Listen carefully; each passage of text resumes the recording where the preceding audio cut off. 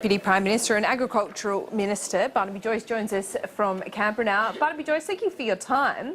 If it wasn't My for pleasure, the Nationals, the government would be making a few silly decisions at the moment, wouldn't they?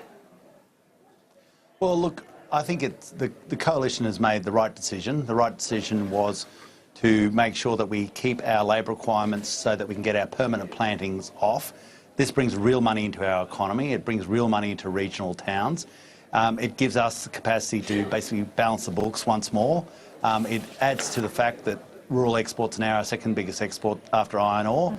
But there are so many requirements that if we just relied on the local labour force, it's just not there to do the job that we need of them. And it's not unusual, Laura, to Australia. This is a problem they have in New Zealand, in the United States of America and Canada. So I'm just glad we've fixed it.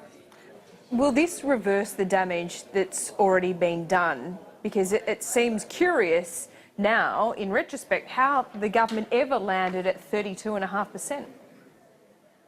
Well, the main thing is that it's fixed. And the main thing is that we said before the election that there'd be an extension for 6 months for us to resolve this issue. We said we're going to resolve this issue because we're going to resolve the issue, and now we have.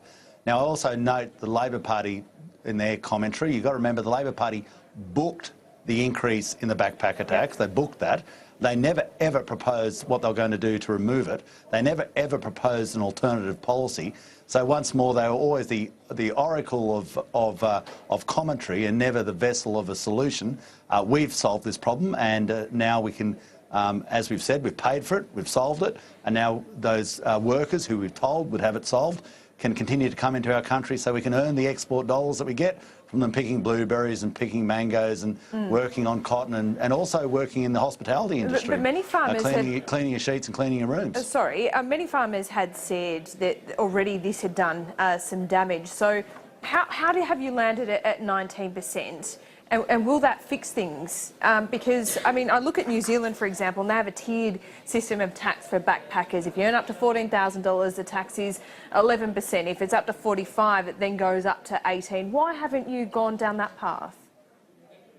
Well, we've taken a solution that puts them basically on par with the Australian workers who are also working in the fields with them. It's not that there aren't any Australian workers, there are, but we've got to make sure that there's not that disparity. Okay, so you had to weigh up the international competitiveness and also not disadvantaging the local workforce.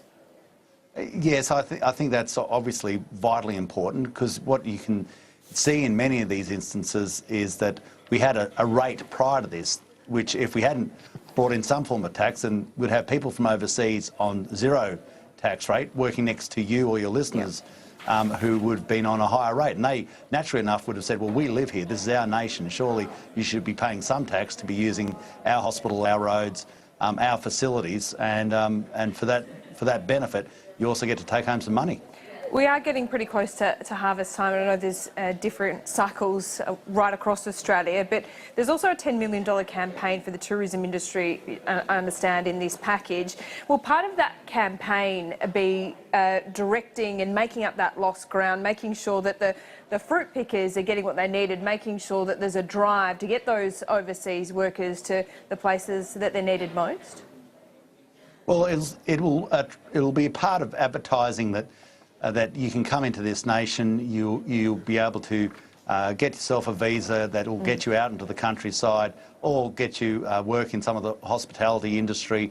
It certainly assists in that. I strongly believe that many people will continue to come because they're planning to come, but if we hadn't fixed this, then they would have had a great impetus to not bother turning up, and that would have had huge ramifications for our capacity to get off the permanent plantings like blueberries in my area, grapes down in Mildura, mangoes out in the Northern Territory, where we need a large number of people for a short period of time to do intensive labour.